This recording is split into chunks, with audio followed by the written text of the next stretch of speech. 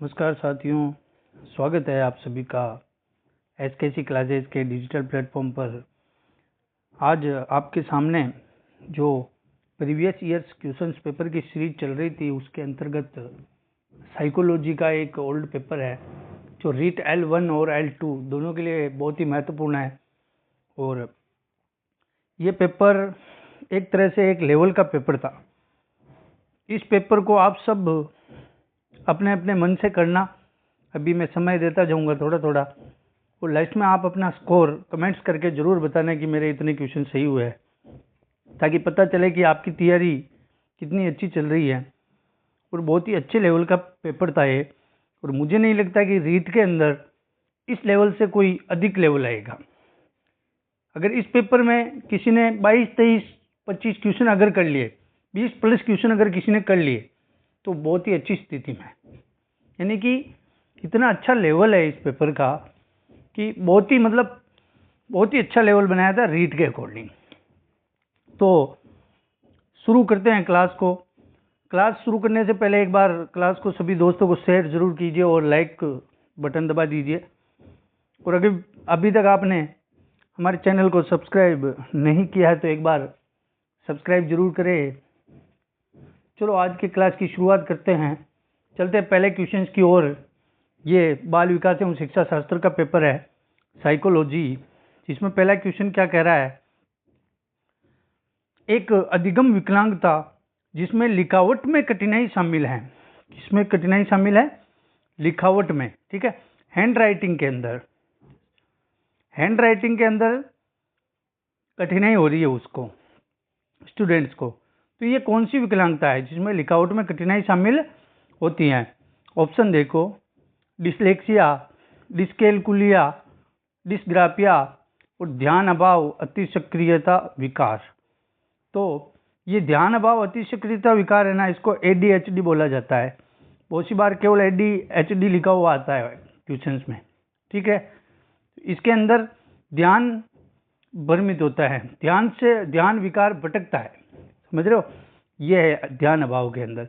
तो लिखावट में कठिनाई जो होती है वो किस विकलांगता के अंतर्गत आती है? वो आती है आपके डिस्ग्राफिया।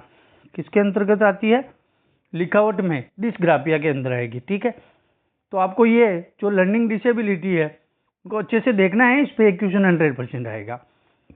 ज़्यादा बड़ा टॉपिक नहीं है ये। 4-5 जो डिसेबिलिटीज है उनको अच्छे से देख लेना, जैसे dysgraphia, dyslexia, dyscalculia, ADHD, autism, ये देखने हैं आपको, ज़्यादा कुछ नहीं देखना है, ठीक है।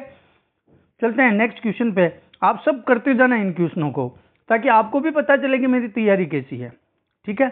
बहुत ही अच्छे लेवल का प्रश्न है। नेक्स्ट क्वेश्चन देखो, बहुत ही शानदार क्वेश्चन है। दूसरा क्वेश्चन है कि निम्न में से कौन सा एक योगात्मक मूल्यांकन से संबंधित है? समेटिव इवेल्युएशन, ठीक है। समेटिव इवेल्युएशन, योगात्मक मूल्यांकन। अध्यापक को छात्र की प्रगति के बारे में निरंतर और तत्काल प्रतिक्रिया प्रदान करना। दूसरा ऑप्शन है शिक्षा सामग्री के आणविक विश्लेषण पर केंद्रित। फिर तीसरा ऑप्शन है कि शिक्षार्थी की उपलब्धि का लगातार व्यवस्थित आकलन। और आखिरी ऑप्शन है सत्र के अंत में शिक्षार्थी के प्रदर्शन का अंतिम आकलन। तो योगात्मक मूल्यांकन जो होता है, ये कब होता है? ये एंड ऑफ द सेशन, जब सत्र का अंत होता है तब इसका मूल्यांकन होता है योगात्मक। तो इसके अंदर सत्र के अंत में विद्यार्थी के प्रदर्शन का अंतिम आकलन किया जाता है। यहाँ पे जो आपके राइट आंसर रहेगा वो डी ऑप्शन बिल्कुल करेक्ट रहेगा, ठीक है दोस्तों। तो मूल्यांकन से भी क्वेश्चन आता है। 2 टॉपिक हो गए, इन 2 टॉपिक को अच्छे से याद करो। डेली आप 2 टॉपिक ले लेके भी तैयारी करोगे तो मेरे अकॉर्डिंग आप 30 दिन के, 1 महीना भी नहीं लगेगा आपको साइकोलॉजी को कंप्लीट करने में। क्वेश्चन कहाँ से आ रहे हैं वहीं से तो पढ़ना है, समझ रहे हो, ठीक है। नेक्स्ट क्वेश्चन देखो, हार्वर्ड गार्डनर। बहुत सी बार बताया मैंने कि हार्वर्ड गार्डनर को अच्छे से देखना है। हार्वर्ड गार्डनर पे 100% क्वेश्चन आता है। हार्वर्ड गार्डनर पे 100% क्वेश्चन आता है। देखिए, हार्वर्ड गार्डनर का कहना है कि कई प्रकार की बुद्धि या फ्रेम, दिमाग के फ्रेम होते हैं, उसके द्वारा सुझाई गई बुद्धि की श्रेणी कौन सी है? हार्वर्ड गार्डनर ने कितने प्रकार की बुद्धि बताई थी? शुरुआत में उन्होंने 7 प्रकार की बुद्धि बताई थी। उसके बाद में उन्होंने 2 प्रकार और जोड़ दिए थे, तो अभी वर्तमान में 9 प्रकार की बुद्धि है उनके अनुसार। ठीक है, अगर आपको साधारण तौर पे पूछा जाए तो आप 7 प्रकार ही करना। ठीक है, अगर 9 ऑप्शन में नहीं है तो आपको 8 करने, समझ रहे हो? 9 ऑप्शन में नहीं है तो आपको अगर पूछा जाए कि वर्तमान में कितने प्रकार है तो 8 है। ठीक है, 9 अगर ऑप्शन में नहीं है तो, अगर 9 ऑप्शन में है तो 9 राइट है। ठीक है, और साधारण तौर पे पूछे तो 7 प्रकार बताए हैं। अब देखिए, विश्लेषणात्मक बुद्धि, रचनात्मक बुद्धि, प्रकृतिवादी बुद्धि और व्यवहारिक बुद्धि। तो हार्वर्ड गार्डनर ने विश्लेषण टाइप की कोई बुद्धि नहीं बताई थी, एनालिटिक, क्रिएटिव भी नहीं बताई थी, और उन्होंने प्रैक्टिकल भी नहीं बताया था। उन्होंने बताया था प्रकृतिवादी कौशल, यानी कि नेचुरलिस्ट स्किल्स के बारे में उन्होंने बताया था। जो प्रकृतिवादी, प्रकृति प्रेमी लोग होते हैं उनके अंदर प्रकृतिवादी कौशल पाया जाता है। तो यहाँ पे ऑप्शन सी आपके राइट रहेगा। ठीक है दोस्तों, फिर बढ़ते हैं अगले क्वेश्चन पे। अगला क्वेश्चन है, देखिए, हमारे देश में कई बच्चे एक से अधिक भाषा बोलते हैं। कई बच्चे एक से अधिक भाषा बोलते हैं। निम्न में से पता लगाए 2 भाषाओं को बोलने की क्षमता वाले बच्चों के लिए सही लाभ क्या है? ठीक है, अप्लाइड क्वेश्चन है। तो अवधारणा गठन में सुविधा, विश्लेषणात्मक तर्क में सुविधा, संज्ञानात्मक लचीलेपन में सुविधा, या फिर उपरोक्त सभी। तो 2 भाषाओं को बोलने की क्षमता अगर है तो उन बच्चों के लिए सही लाभ क्या होगा? तो वो फैसिलिटी कंसेप्ट फॉर्मेशन को समझेंगे। ठीक है, और वो फैसिलिटीज एनालिटिक रीजनिंग भी करेंगे, विश्लेषणात्मक तर्क में भी उनको सुविधा होगी, संज्ञानात्मक लचीलेपन में भी सुविधा होगी। तो यहाँ पे राइट आंसर होगा आपके उपरोक्त सभी। क्या हो जाएगा? उपरोक्त सभी आपके राइट आंसर रहेगा। फिर बढ़ते हैं अगले क्वेश्चन पे। बहुत ही शानदार पेपर था ये, बहुत ही अच्छे लेवल का पेपर है। नेक्स्ट क्वेश्चन देखो, एक अध्यापक कक्षा में कुछ गतिविधि कर रहा है, जैसे न केवल यह पूछकर कि क्या हुआ, बल्कि यह भी पूछा कि कैसे और क्यों। ठीक है, उसने पूछा कि क्या हुआ, लेकिन उन्होंने यह भी पूछा कैसे हुआ और क्यों हुआ। ठीक है, फिर दूसरा देखो, उन्हें एक प्रश्न के विभिन्न उत्तरों और फर्क की तुलना करने में मदद करना, जो वास्तव में सबसे अच्छा जवाब है। इन गतिविधियों से वह बढ़ावा देने की कोशिश कर रहा है। किसको बढ़ा रहा है? तो कैसे और क्यों टाइप के क्वेश्चंस कर रहा है। तो कैसे और क्यों टाइप के क्वेश्चंस किसके अंदर पूछे जाते हैं? वो क्रिटिकल थिंकिंग के लिए, आलोचनात्मक सोच के लिए पूछे जाते हैं, यानी कि वो आलोचनात्मक सोच को बढ़ावा दे रहा है। बी आपके राइट आंसर रहेगा। समझ रहे हो? आलोचनात्मक सोच में क्यों हुआ, कैसे हुआ, कब हुआ, सारे क्वेश्चंस के उत्तर आलोचनात्मक सोच से ही पता चलता है। क्रिटिकल थिंकिंग होना जरूरी है, तो वो आलोचनात्मक सोच को बढ़ावा दे रहा है। नेक्स्ट क्वेश्चन देखो, सकारात्मक और नकारात्मक उत्तेजनाएं, ठीक है, पॉजिटिव और नेगेटिव स्टिमुलस या घटनाएं छात्र के व्यवहार को प्रेरित कर सकते हैं। कौन सा मनोवैज्ञानिक परिप्रेक्ष्य इस तरह से प्रेरणा की व्याख्या करते हैं? तो कौन सा? तो सकारात्मक और नकारात्मक उत्तेजनाएं छात्र के व्यवहार को प्रेरित करती है। तो क्या है ये, किसके बारे में कह रहा है? तो बिहेवियर के बारे में ही तो बात कर रहा है, व्यवहार को प्रेरित कर रही है। तो मनोविज्ञान के किस परिप्रेक्ष्य से प्रेरणा की व्याख्या करते हैं? तो बिहेवियर से, व्यवहार से। किससे हो जाएगा? व्यवहार से। ठीक है, वो कि व्यवहार की बात कर रहा है, सकारात्मक और नकारात्मक टाइप के, तो व्यवहार के अंतर्गत आ जाएगा। नेक्स्ट क्वेश्चन देखो, नेक्स्ट क्वेश्चन है, समावेश शब्द का मतलब विशेष शैक्षिक आवश्यकता वाले बच्चों को रिक्त स्थान नियमित कक्षा कक्ष में शिक्षित करना। अब नियमित कक्षा कक्ष यानी कि सर्वाधिक समय या पूरा समय या कुछ समय या किसी समय नहीं, तो विशेष शिक्षा आवश्यकता वाले, समझो, child with special education needs, जिनको विशेष शिक्षा की आवश्यकता है, उन बच्चों को कक्षा के अंदर कितना समय व्यतीत करना होगा? कितना? सर्वाधिक समय, पूरा समय, कुछ समय या किसी समय नहीं। तो इसके अंदर फुल टाइम उनको कक्षा के अंदर रहना पड़ेगा। क्या होगा? फुल टाइम, यानी कि पूरा समय। यहाँ ऑप्शन नंबर आपके 2 राइट आंसर रहेगा, बी, पूरा समय। ठीक है, सर्वाधिक समय नहीं होगा, पूरा समय। ठीक है, नेक्स्ट क्वेश्चन देखो, एक भाषा शिक्षक कक्षा में कविता का विवरण समझाकर कक्षा में कविता पढ़ा रहा है, ठीक है, कविता का विवरण समझा रहा है और कविता पढ़ा रहा है और छात्रों को स्पष्टीकरण से निष्कर्ष निकालने, व्यापक विचार करने के लिए कह रहा है, ठीक है, स्पष्टीकरण से निष्कर्ष निकालने के लिए और व्यापक विचार करने के लिए कह रहा है। तो यह किस तर्क का उदाहरण है? बताइए ये किस तर्क का उदाहरण है? क्या ये आगमनात्मक तर्क है या निगमनात्मक है या उदाहरणात्मक मानचित्रण या परिकल्पना परीक्षण? तो वो स्पष्टीकरण से निष्कर्ष की ओर बढ़ रहा है। तो स्पष्टीकरण से निष्कर्ष की ओर आगमन विधि में बढ़ा जाता है, ठीक है, निष्कर्ष से स्पष्टीकरण की ओर तो निगमन में बढ़ा जाता है, ठीक है, नियम से उदाहरण की ओर। तो यहाँ उदाहरण से नियम की ओर बात कर रहा है, ठीक है। तो यहाँ आगमनात्मक तर्क आंसर रहेगा। क्या हो जाएगा? आगमनात्मक तर्क। ए ऑप्शन यहाँ पे राइट आंसर रहेगा, ठीक है। फिर बढ़ते हैं नेक्स्ट क्वेश्चन पे। अगला क्वेश्चन क्या कहता है कि मनोविश्लेषण का मानना है कि एक प्राथमिक साधन है जिसके द्वारा ईगो इड पर आच्छादित रहता है, ये क्या कहलाता है? ईगो जो है इड पर आच्छादित रहता है, तो ये क्या कहलाता है? क्या ये सुपर ईगो होगा, आमोद सिद्धांत होगा, या द्वंद्व होगा, या फिर दबाव होगा? तो इसका जो राइट आंसर होगा कि जब ईगो इद पर भारी पड़ता है ना, ईगो जो है इद पर भारी पड़ता है, किस पे? ईगो इद पर भारी पड़ता है तो हमेशा ये रिप्रेशंस होता है।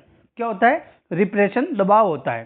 तब व्यक्ति दबाव की स्थिति में आ जाता है, उसका ईगो भारी पड़ रहा है ईद पर, ठीक है। ईगो जब ईद पर भारी पड़ता है तो वो दबाव होता है, रिप्रेशन होगा यहाँ पे। डी आंसर सही हो जाएगा। फिर नेक्स्ट क्वेश्चन देखो, अंतर्मुखता और बहिर्मुखता व्यक्तित्व का लक्षण निम्न के द्वारा प्रस्तावित है। अंतर्मुखता बहिर्मुखता द्वारा व्यक्तित्व का प्रकार किसने बताया था? हेंस आइसेंक ने, आरवी केटल ने, गार्डन आल्पोर्ट ने, या कार्ल रोजर्स ने? तो ये आइजेंक ने बताया था, हेंस आइजेंक ने, अंतर्मुखता और बहिर्मुखता व्यक्तित्व के लक्षण, ठीक है। किसने बताया था? हेंस आइजेंक ने, ठीक है। फैक्ट क्वेश्चन भी 2-3 क्वेश्चन बिल्कुल फैक्ट आते हैं डायरेक्टली, समझ रहे हो। नेक्स्ट क्वेश्चन देखो। नेक्स्ट क्वेश्चन है कि निम्न में से कौन सा सर्वोत्तम उदाहरण है कि प्रेरणा क्या है? मोटिवेशन। किसकी बात कर रहा है? मोटिवेशंस की। तो मोटिवेशंस क्या है? छात्र ए आगामी स्कूल वर्ष के बारे में भावुक है और अच्छा करना चाहता है। फिर दूसरा देखो, छात्र बी सक्रिय है, अपने गणित वर्ग में अच्छा करने के लिए उच्च लक्ष्य निर्धारित करता है और काफी प्रयास के साथ बना रहता है और कक्षा में उच्चतम अंक प्राप्त करता है, ठीक है। सी है, वह क्या पूरा करना चाहता है पर अपना ध्यान निर्देशित करने में अच्छा है। और डी ऑप्शन है कि द कड़ी मेहनत करती हैं, उसके शैक्षिक कार्य के बारे में सकारात्मक भावनाओं का अनुभव करती है। अब यहाँ ऑप्शनों को अच्छे से देखो, अप्लाइड बेसिस क्वेश्चन है। अब वो अच्छा करना चाहता है, अब बट उसने अभी तक किया नहीं है, ठीक है। तो प्रेरणा वही होती है जो सोच लिया वो कर लिया, तो वही तो प्रेरणा, मोटिवेशन सहायक है कि नहीं, आगे वाले कार्य में सहायक हुआ कि नहीं हुआ, ठीक है, वो सर्वोत्तम प्रेरणा होती है। तो यहाँ पे ये अभी सफल नहीं हुआ है। फिर भी देखो कि अपने गणित वर्ग में अच्छा करने के लिए उच्च लक्ष्य निर्धारित किए करता है और काफी प्रयास के साथ बना रहता है और कक्षा में उच्चतम अंक प्राप्त करता है। तो उसने अंक प्राप्त भी कर लिए उच्चतम, ठीक है। तो इसका मतलब ये प्रेरणा का बिल्कुल सर्वोत्तम उदाहरण है। सी देखो, वह पूरा करना चाहता पर ध्यान निर्देशित करने में अच्छा है, अभी उसने किया नहीं है, और भावनाओं का अनुभव करती है, इसमें भी नहीं होगा। तो यहाँ सर्वोत्तम जो होगा आंसर वो बी ऑप्शन आपके राइट आंसर रहेगा, ठीक है। ये अप्लाइड क्वेश्चन जो होते हैं इनको अच्छे से किया करो। फिर नेक्स्ट क्वेश्चन देखो। नेक्स्ट क्वेश्चन है, यदि बाह्य प्रेरणा एक अंत की युक्ति है तो आंतरिक प्रेरणा क्या है? एज इट इज जो बुक्स के अंदर लाइन दे रखी है, 12th की बुक्स के अंदर भी है, ये एनसीईआरटी के अंदर, कि यदि बाह्य प्रेरणा एक अंत की युक्ति है तो आंतरिक प्रेरणा क्या होगी? आंतरिक प्रेरणा अपने आप में एक अंत है। बाह्य प्रेरणा अगर अंत की युक्ति है तो आंतरिक प्रेरणा अपने आप में एक अंत है। यहाँ पे आपके बी ऑप्शन राइट रहेगा। नेक्स्ट क्वेश्चन है, देखिए, एक व्यवस्थित विज्ञान जो स्वयं और वातावरण के साथ समायोजन को प्राप्त करने के लिए नियम, कानून और सिद्धांत प्रदान करता है, उसे क्या कहते हैं? एक व्यवस्थित विज्ञान है जो स्वयं और वातावरण के साथ समायोजन करने के लिए नियम, कायदे, सिद्धांत प्रदान करता है, उसे क्या कहते हैं? क्या वो मोटिवेशन है, अभिप्रेरणा, या फिर दिमागी आरोग्यता, अधिगम, या फिर द्वंद्व। तो एक व्यवस्थित विज्ञान जो स्वयं और वातावरण के साथ समायोजन करने के लिए नियम कानून और अगर सिद्धांत प्रदान कर रहा है तो उसको मेंटल हाइजेनिक बोला जाता है, दिमागी आरोग्यता। ठीक है, मेंटल हाइजेनिक। नेक्स्ट देखो अगला क्वेश्चन क्या है। एक समायोजन तंत्र में अतीत, वर्तमान और प्रस्तावित व्यवहार के अनुमोदित कारणों में तार्किक और सामाजिक रूप से सोचना शामिल है। तार्किक और सामाजिक रूप से सोचना शामिल है। तो उस समायोजन तंत्र को क्या कहेंगे? प्रतिकरण, परिमेयीकरण, प्रतिगमन, या फिर दमन। तो इसका आंसर क्या होगा? ये होगा रेशनलाइजेशन। ठीक है, रेशनलाइजेशन यानी कि परिमेयीकरण। क्या आंसर होगा इसका? परिमेयीकरण बोला जाएगा। ठीक है, तार्किक और सामाजिक रूप से सोचना शामिल होता है। वर्तमान और प्रस्तावित व्यवहार के कारणों में तार्किक और सामाजिक रूप से सोच रहा है वो, तो यह समायोजन तंत्र होगा रेशनलाइजेशन, परिमेयीकरण। ठीक है, इनको भी अच्छे से देखना है। समायोजन तंत्र के जितने भी ये हैं इन सबको देखना। नेक्स्ट क्वेश्चन है, स्कूल की संगठनात्मक स्थापना छात्रों के अधिगम को प्रभावित करती है। यह पहलू उस श्रेणी से आती है। संगठनात्मक स्थापना, ऑर्गेनाइजेशन। ऑर्गेनाइजेशन की बात किसमें होती है? क्रियात्मक कारक, मनोवैज्ञानिक कारक, सामाजिक कारक, या फिर अन्य कारक। तो आपके ऑर्गेनाइजेशन की जो बात होती है वो हमेशा सामाजिक कारक के अंतर्गत आती है। ऑर्गेनाइजेशन सामाजिक कारक के अंतर्गत आएगा। ठीक है, सी ऑप्शन यहाँ राइट रहेगा। फिर नेक्स्ट क्वेश्चन है, निम्न स्थितियों में से कौन समायोजन को बढ़ावा देती हैं? कौन सी स्थिति है जो समायोजन को बढ़ावा देती है? तीव्र उत्सुकता। तो एक्चुअल एंजाइटी, तीव्र उत्सुकता कभी भी समायोजन में बढ़ावा नहीं देती है, याद रखना। अपराध का जुनूनी विचार, अपराध करने का विचार कैसे सहायक होगा समायोजन में? समायोजन को बढ़ावा नहीं दे सकता ना। बीमारी का डर, ये भी समायोजन में सहायक नहीं है। न्यूरोटिक भय और चिंता से मुक्त, अगर व्यक्ति चिंता से मुक्त है और न्यूरोटिक भय यानी फ्री फॉर न्यूरोटिक, ठीक है, डर से दूर है वो और चिंता से भी मुक्त है, तो बिल्कुल वो समायोजन को बढ़ावा दे रहा है, वो एडजस्टमेंट करने में सहायक है। ठीक है, तो यहाँ बिल्कुल पॉजिटिव आंसर जो होगा वो आपके डी वाला ऑप्शन बिल्कुल सही रहेगा, न्यूरोटिक भय और चिंता से मुक्ति। ठीक है, नेक्स्ट क्वेश्चन देखो। इतने अच्छे क्वेश्चन है पेपर में, बहुत ही अच्छा लेवल का पेपर था ये, और आप सबके लिए मैं बहुत जल्द टेस्ट सीरीज लेके आ रहा हूँ सभी विद्यार्थियों के लिए। तो आप सब अपनी व्हाट्सएप कम्युनिटी या फिर टेलीग्राम चैनल से, दोनों में से किसी पर भी आप जुड़ सकते हो। वहाँ पर मैं टाइम से सूचनाएं प्रदर्शित वहाँ पे करता हूँ, वीडियो अगर ना बना पाता हूँ तो भी। ठीक है, तो आप टेस्ट सीरीज के लिए तैयार रहे। बहुत ही अच्छी टेस्ट सीरीज, पुराने क्वेश्चन पेपर को बेस बना के टेस्ट सीरीज बना रहा हूँ, बहुत ही अच्छी रहेगी साइकोलॉजी वालों के लिए। तो आप जल्दी से टेलीग्राम या व्हाट्सएप कम्युनिटी ज्वाइन करें और क्लास को अधिक से अधिक अपने दोस्तों को शेयर जरूर करें। मैं आपके लिए इतनी मेहनत कर रहा हूँ। ठीक है दोस्तों, देखिए 17वां क्वेश्चन है कि एक शिक्षक के रूप में आपने अपने छात्रों से हमारे जीवन पर प्रदूषण के प्रभाव को समझाते हुए एक निबंध लिखने के लिए कहा है। यानी कि हमारे जीवन पर प्रदूषण का क्या प्रभाव है, हमारे जीवन पर प्रदूषण का क्या प्रभाव है, इसको समझाने के लिए एक निबंध लिखना है छात्रों को, आप ये बोल रहे हो। तो ब्लूम के वर्गीकरण के कौन से संज्ञानात्मक स्तर की व्याख्या की गई है? कौन से संज्ञानात्मक स्तर की व्याख्या है ये? ठीक है, तो आप जीवन पर प्रदूषण के प्रभाव को समझाने के लिए बोल रहे हो, यानी कि उनको एप्लीकेशन संप्रयोग करने के लिए बोल रहे हो, क्या उनके ज्ञान का प्रयोग करने के लिए उनको बोल रहे हो। तो संज्ञानात्मक स्तर का संप्रयोग हो जाएगा। क्या हो जाएगा? संप्रयोग, प्रयोग, एप्लीकेशन। नेक्स्ट क्वेश्चन देखो, 18वां क्वेश्चन क्या कहता है?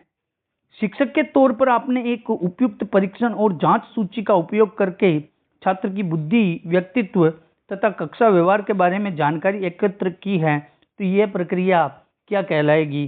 देखना, इसके अंदर उपयुक्त परीक्षण और जांच सूची का उपयोग करके छात्र की बुद्धि, व्यक्तित्व और कक्षा व्यवहार के बारे में, तो सभी उसके सभी गुणों के बारे में अगर जानकारी एकत्रित करनी है तो वो क्या होगा, वो प्रक्रिया क्या कहलाएगी? तो वो जो प्रक्रिया है असेसमेंट कहलाएगा। क्या कहलाएगा? आकलन कहलाएगा। असेसमेंट के अंदर उसके बुद्धि का, व्यक्तित्व का, उसके व्यवहार का, सबका परीक्षण किया जाता है। ठीक है, तो वो होता है आकलन, असेसमेंट। नेक्स्ट क्वेश्चन है, कौन सा प्रक्षेत्र ब्लूम के वर्गीकरण में नामित नहीं है?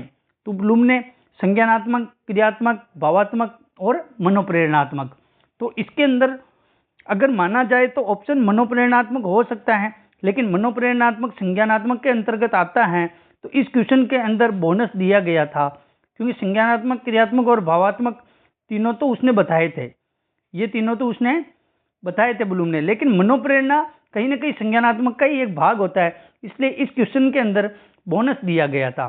क्या दिया गया था इसके अंदर? बोर्ड के द्वारा इसके अंदर बोनस दिया गया था। ठीक है, फिर नेक्स्ट क्वेश्चन देखो, अगला है, निम्न में से कौन सा राष्ट्रीय पाठ्यचर्या 2005 ढांचे में मार्गदर्शक सिद्धांत नहीं है? देखिए, स्कूल से बाहरी जीवन को ज्ञान से जोड़ना, स्कूल से बाहर जो जीवन है उसको भी अपने ज्ञान से जोड़ना। फिर नेक्स्ट है, परीक्षा को अधिक लचीला और कक्षा में एकीकृत करना। फिर अधिगम को रटना विधि को सुविधाजनक बनाना और पाठ्य पुस्तक केंद्रित रहने की बजाय बच्चों के समग्र विकास के लिए समृद्ध पाठ्यचर्या प्रदान करना। तो पाठ्यचर्या 2005 में कौन सी बात है जो उल्लेखित नहीं है? तो रटने की विद्या पर कोई बल नहीं देता है। रटन तो विद्या पर ना तो आरटी 2009 बल देता है, ना 2005 देता है, और ना ही एनईपी 2020 देता है। न्यू एजुकेशन पॉलिसी भी पढ़नी है आपको 2020, इस बार सिलेबस में आपके जोड़ दी गई है, तो यहाँ पे तो राइट आंसर आपके सी रहेगा। फिर नेक्स्ट क्वेश्चन है कि शुरू में एक बच्चा अपनी पूरी हथेली का उपयोग करके वस्तु को पकड़ता है, फिर धीरे धीरे वृद्धि और विकास के रूप में बच्चा उंगलियों और अंगूठे का उपयोग वस्तु को उठाने के लिए करता है, तो इस प्रकार की प्रगति क्या कहलाएगी? बच्चा स्टार्ट में अपनी हथेली का उपयोग करता है और बाद में वस्तु को पकड़ने के लिए धीरे धीरे फिर वो उंगलियों और अंगूठे को उपयोग करने लग जाता है, तो ये क्या कहलाता है? ये कहलाता है आपके प्रोक्सीमोडिस्टल, केंद्र से दूर की ओर। क्या होगा? केंद्र से दूर की ओर। ठीक है, ये राइट हो जाएगा आपके प्रोक्सीमोडिस्टल। नेक्स्ट क्वेश्चन, बच्चे के विकास को अक्सर शारीरिक, संज्ञानात्मक, भावात्मक और सामाजिक जैसे 3 व्यापक क्षेत्र में विभाजित किया जाता है। विकास प्रक्रिया इन क्षेत्रों में कहां तक संबंधित है? तो शारीरिक, संज्ञानात्मक, भावात्मक और सामाजिक सभी व्यापक क्षेत्र में विभाजित कर दिया है, तो वो एक एकीकृत और समग्र प्रकार में विकसित होगा। कैसे होगा? बिल्कुल एकीकृत और समग्र प्रकार में विकसित होगा। ठीक है, इंटीग्रेटेड एंड होलिस्टिक पेशेंस के अंदर। यहाँ पे बी ऑप्शन आपके राइट आंसर रहेगा। ठीक है, क्योंकि अन्य को प्रभावित किए बिना स्वतंत्र रूप से विकसित नहीं हो सकता है। आंशिक रूप से विकसित कैसे होगा? सभी कारक आ रहे हैं इसमें, बेहतरीन ढंग से ये तो हो ही नहीं सकता है। तो यहाँ पे राइट आपके बी ऑप्शन रहेगा, एक एकीकृत और समग्र प्रकार में विकसित होना। ठीक है, नेक्स्ट क्वेश्चन देखो, एक बच्चा जो कि एक विशेषता में उच्च या निम्न है और बाद की उम्र में भी रहेगी, तो यह बयान के महत्व पर जोर देता है। यानी कि उच्च या निम्न कब है? एक विशेषता में उच्च और निम्न है वो, और बाद की उम्र में भी रहेगा, तो ये किस पर जोर दे रहा है? तो ये उसकी हेरिडिटी पर जोर दे रहा है। किस पे दे रहा है? हेरिडिटी, आनुवंशिकता पर जोर दे रहा है। ठीक है, सी ऑप्शन राइट रहेगा। वो वातावरण पे नहीं है, आनुवंशिक वातावरण दोनों पे नहीं है और प्रारंभिक अनुभव पे भी नहीं है, वो आनुवंशिकता पर निर्भर है, हेरिडिटी। फिर नेक्स्ट क्वेश्चन है, अधिगम में उपयोग और अनुपयोग के नियम को भी कहा जाता है। अधिगम में उपयोग और अनुपयोग के नियम को क्या कहा जाता है? क्या आंसर होगा इसके अंदर?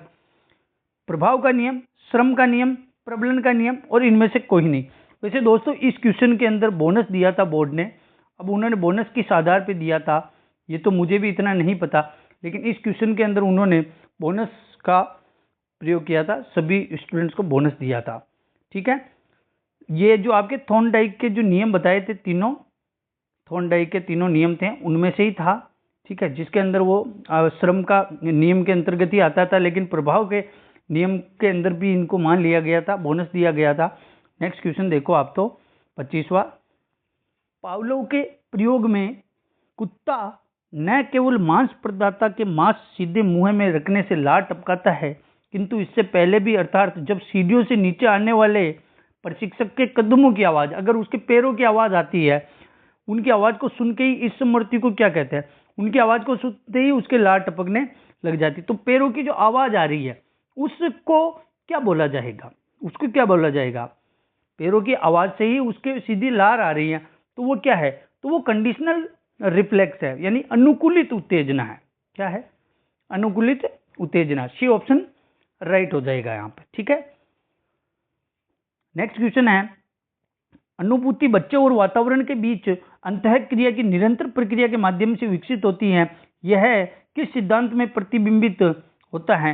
यानी बच्चे और वातावरण के बीच अंतःक्रिया, वातावरण और बच्चे, वातावरण को सबसे बेस्ट किसने माना था, संज्ञानात्मक विकास जीन पियाजे, किसने माना था, जीन पियाजे बोलता है कि बच्चा जो है वातावरण और समाज के बीच अंतःक्रिया की निरंतर प्रक्रिया के माध्यम से विकसित होता है, वातावरण के बीच होता है, ठीक है। तो जीन पियाजे ने वातावरण पे ज्यादातर बल दिया था, यहां जीन पियाजे हो जाएगा।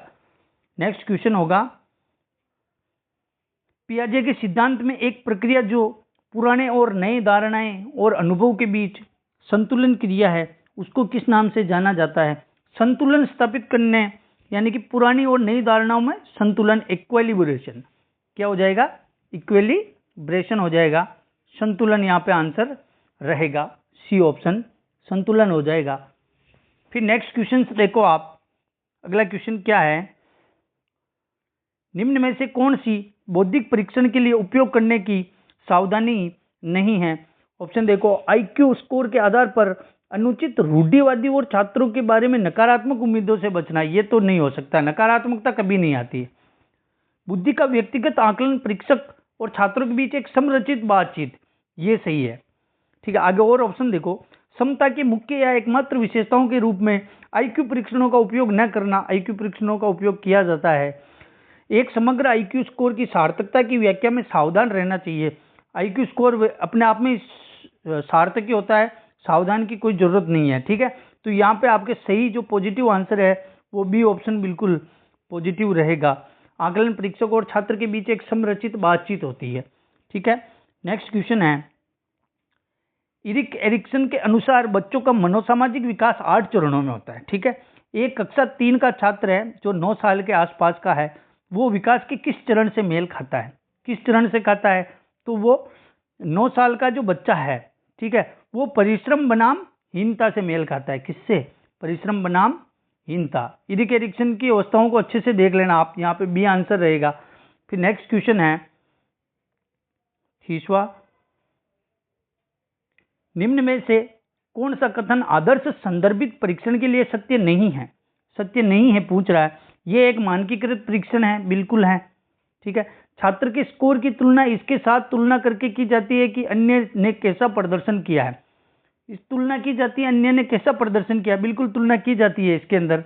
आदर्श संदर्भित परीक्षण के अंदर कहा जाता है कि परीक्षण राष्ट्रीय मानदंडों पर आधारित है, बिल्कुल है, और छात्र के प्रदर्शन की स्थापित मानदंडों से तुलना की जाती है, स्थापित मानदंडों से कभी तुलना नहीं की जाएगी, ठीक है। तो यहाँ पे डी ऑप्शन आपके बिल्कुल गलत रहेगा, ठीक है दोस्तों। तो ये आज के बहुत ही इंपॉर्टेंट क्वेश्चंस थे। अगर आप सबने अच्छे से इसको हल किया है, ये पेपर जो है मैं पीडीएफ टेलीग्राम पे और व्हाट्सएप कम्युनिटी में उपलब्ध करा दूंगा, आप वहां से जाके डाउनलोड करके अच्छे से बाद में तैयारी करके बाद में इन पेपरों को और हल करना, आप सभी पेपर्स वहां उपलब्ध हो जाएंगे, ठीक है। तो कैसी लगी क्लास, एक बार कमेंट्स करके जरूर बताएं, और अपने अपने कितने क्वेश्चन सही हुए हैं वो सब कमेंट्स करके जरूर बताना, ठीक है दोस्तों। और क्लास को अगर सब्सक्राइब नहीं किया तो प्लीज़ सब्सक्राइब कर दीजिए और अपने सभी दोस्तों को शेयर जरूर करें, ठीक है। धन्यवाद दोस्तों।